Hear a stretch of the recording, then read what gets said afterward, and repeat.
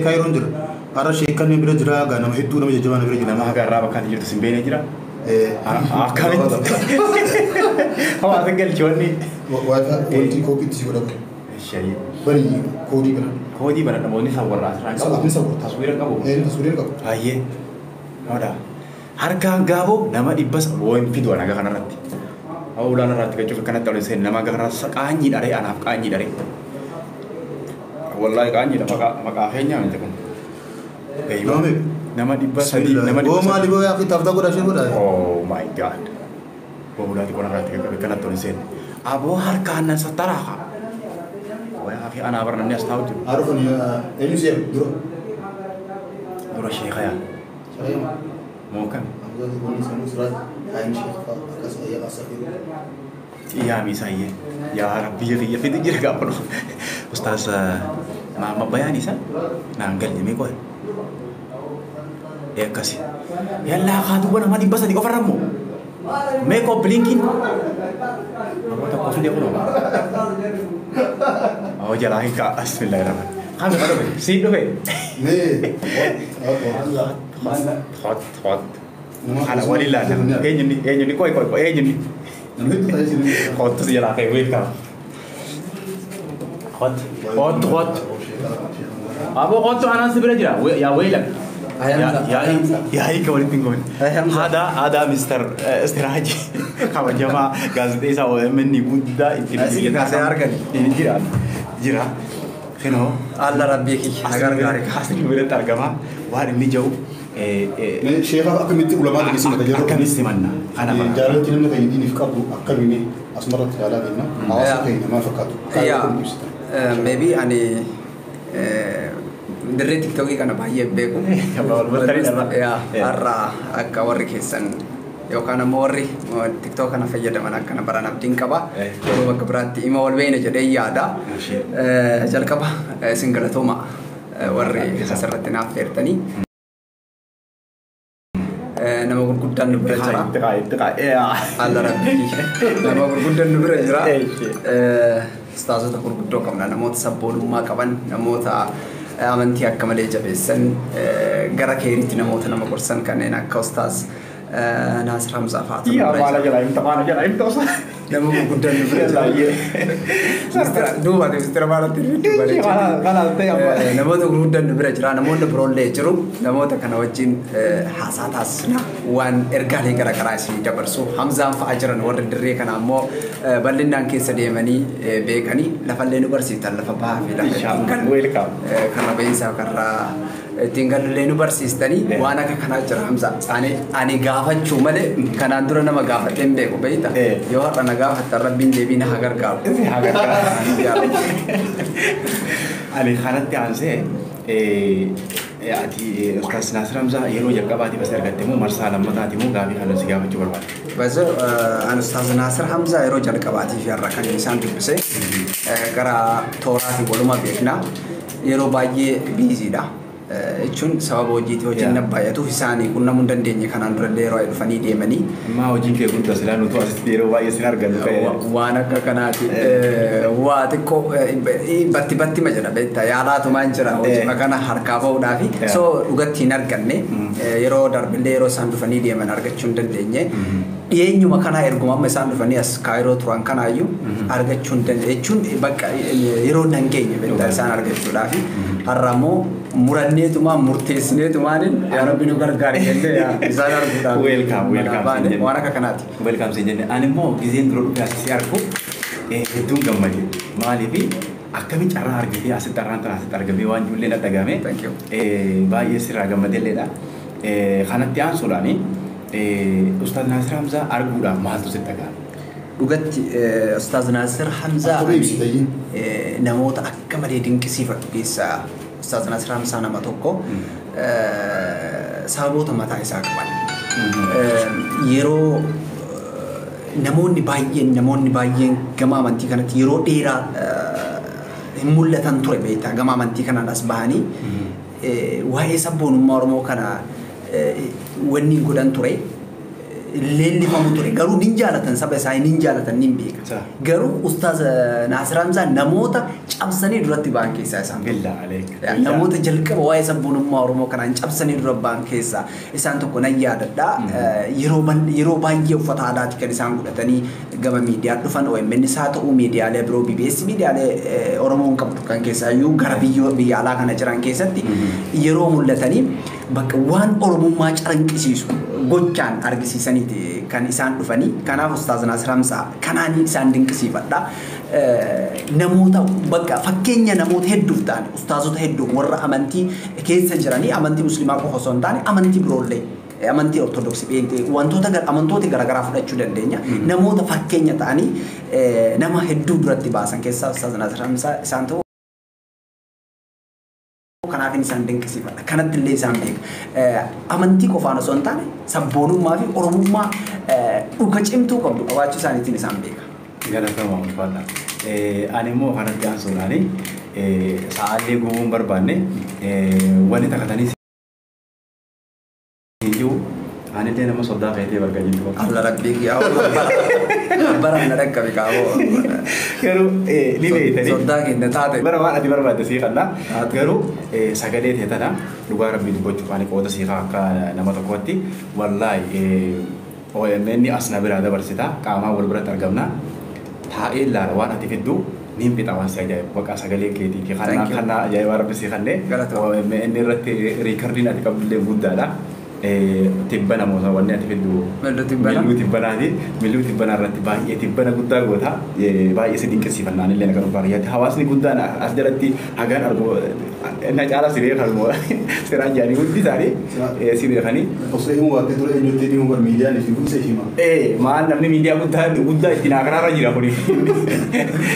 Galatooma ulfaadhaa isinii jenna. Baga wal agarra. Baga wal agarra. Kanatti aansuudhaani afeerraa.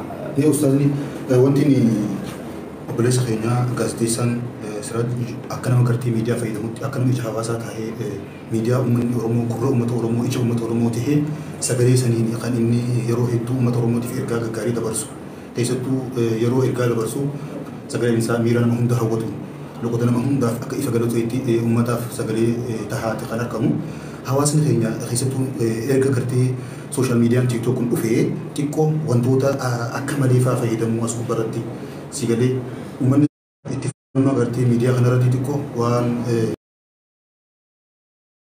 akka gamtummaa akka gosummaa waan fofokkottuu fa'aa hedduu dabarsan akka nama agartee mataa miidiyaa harkaa qabu tokkotti maadhaan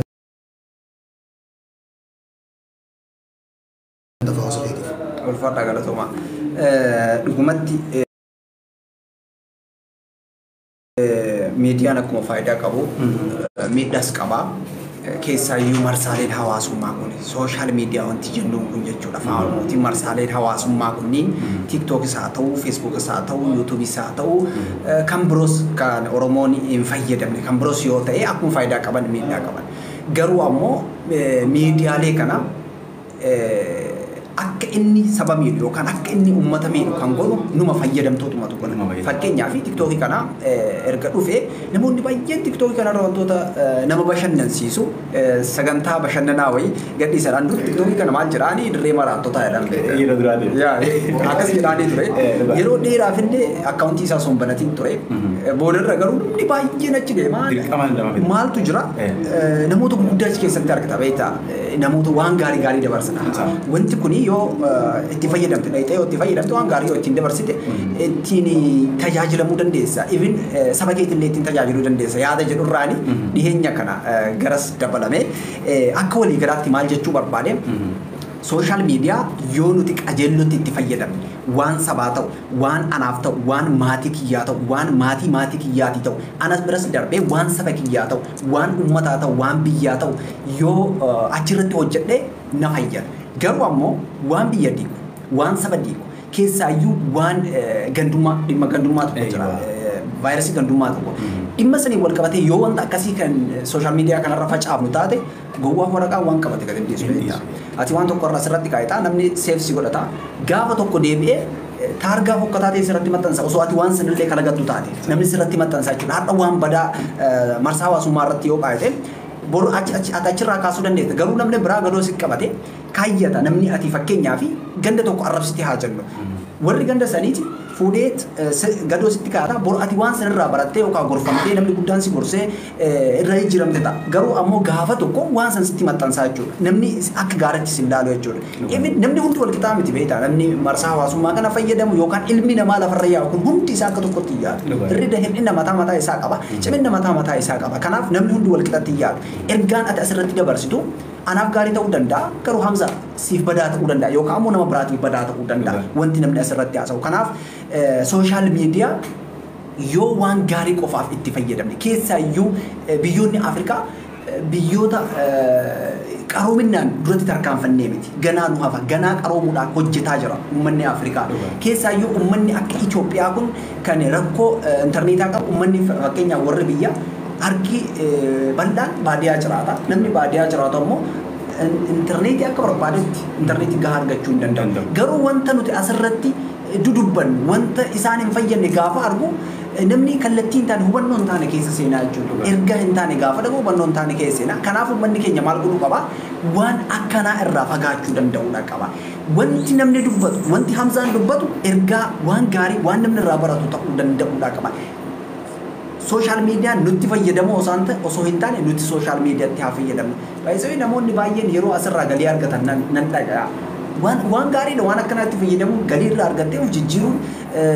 maatii keetis jijjiiruun jireenyuma keetuyyuu mooyattee ittiin jiraachuun waan guddaadha kanaaf social media osoo bifa saniin itti fayyadamne irra guddaadha social media nu fayyadamuurra nuti social media tti akka fayyadamnu dhaamsan qabaachuunsa galatooma ulfaadha jazakallahu khairan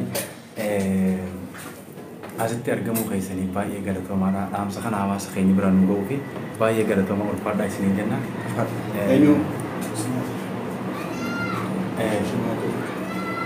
Sheyni argu ishi kanatti aansuudhaani ishee maamiltoota kennu nu fayyadanii ensiman akka jeebaatti siman nu afeera inshallah sheyni dhufu jira sheekatti aansuudhaan ustaadhaa Hamzaa isin dhufa qophaa waatii eeggadhaa namoonni garuu barbaadanii isin galchine yaada walirraa fuunee waan godhan qophoona kanatti aansuu waan isaan nu dabarsan fudhan ergaa isaanii dhaamsa isaanii keessaayyuu namoota gurguddaa wantoonni isaan dabarsan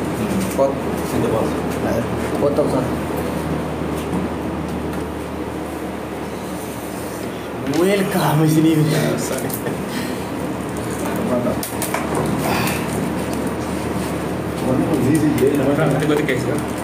Ifa.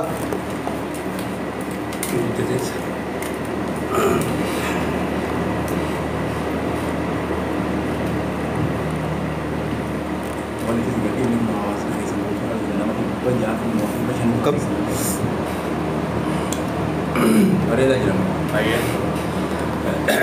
بسم الله والصلاة والسلام على رسول الله الحمد لله إن الحمد لله نحمده ونستعينه ونستغفره ونستهديه ونعوذ بالله من شرور أنفسنا وسيئات أعمالنا فإنه من يهدي الله فلا مضل له ومن يضلل فلا هادي له وأشهد أن لا إله إلا الله وحده لا شريك له وأشهد أن محمدا عبده ورسوله فإن أصدق الحديث كتاب الله وخير الهدي هدي محمد صلى الله عليه وسلم وشر الأمور محدثاتها وكل محدثة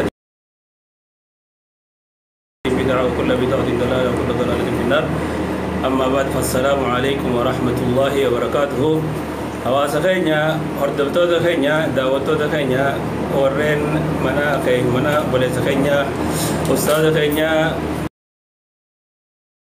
Abu Sabaraddin yookiin Fuad Sultan Nudoo gocha jirtan hundinuu bakka biyyoota inni ga'e rahmani rabbii isinirra haa jiraatu jechaadha har'a sarpiraayis nu godhan walumaanuu jammaanni keenya